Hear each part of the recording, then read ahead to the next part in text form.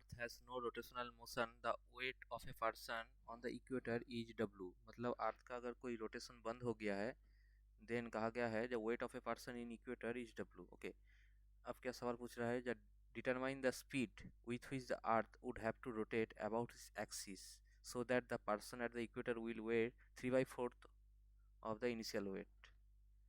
So radius on earth has been given. So पूछा गया है जो कितना स्पीड से अर्थ को घूमना पड़ेगा जबकि जो इक्वेटर में उसका वेट इनिशियल वेट का 3/4 होगा।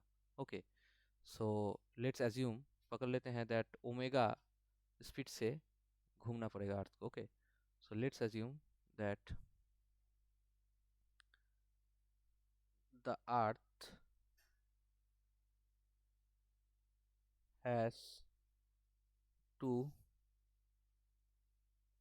rotate with angular speed omega. Okay, हम लोग को क्या पता है जो इक्वेटर में एक्सेलरेशन कितना होता है, जी इन इक्वेटर। इसका जो फॉर्मूला है हम लोग को पता है, g in equator equal to g in the surface of earth minus of omega square R the radius, that mean the radius of the earth cos theta. And हम लोग क्या जानते हैं जब इक्वेटर में थीटा का वैल्यू कितना होता है, थीटा का वैल्यू होता है 0 डिग्री। ओके, इन इक्वेटर थीटा का वैल्यू है 0। सो अगर हम लोग कॉस थीटा का वैल्यू 0 पुट करते हैं, इसका वैल्यू आएगा 1। So g in equator will be g S minus of omega square R. Okay, so ये हमारा इक्वेटर में अगर ओमेगा एंगुलर स्पीड से घूमेगा तो एक्सेलरेशन होगा।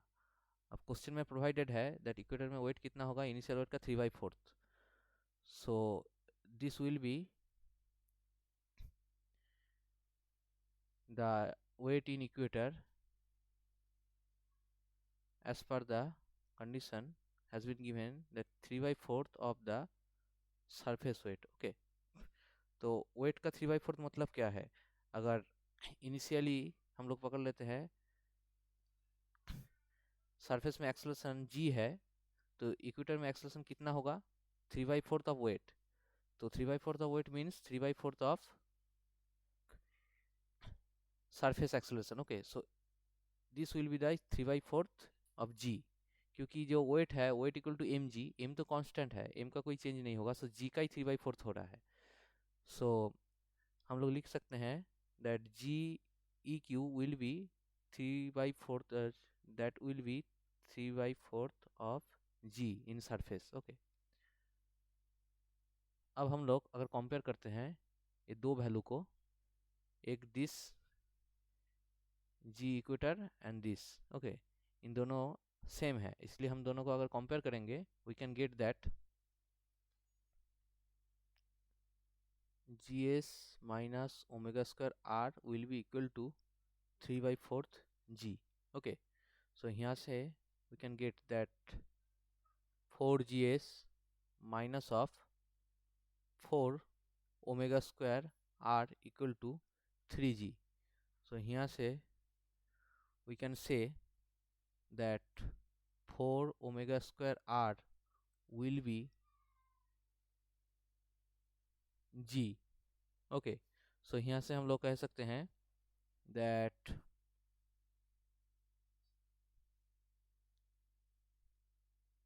The value of omega will be root under ji by 4R। Okay, so अगर हम लोग यहाँ पे सब वैल्यू पुट करेंगे what it will be, it will be g का वैल्यू कितना होता है सरफेस में, दैट इज 10 मीटर पर सेकेंड स्क्वायर। 4 इंटू आर का वैल्यू होता है 6400 किलोमीटर। इसको हम लोग मीटर में कर रहे हैं convert, so that will be into 10⁻³ okay, so by calculation हम लोग को क्या मिलेगा, if we calculate this value it will be equal to 0.63 into 10⁻³ radian per second. So हम लोग ऑप्शन देखते हैं, ऑप्शन ए का आ गया है B, C option will be the correct option. So as per the question कितना angular speed से रोटेट करना पड़ेगा अर्थ को? That will be option C.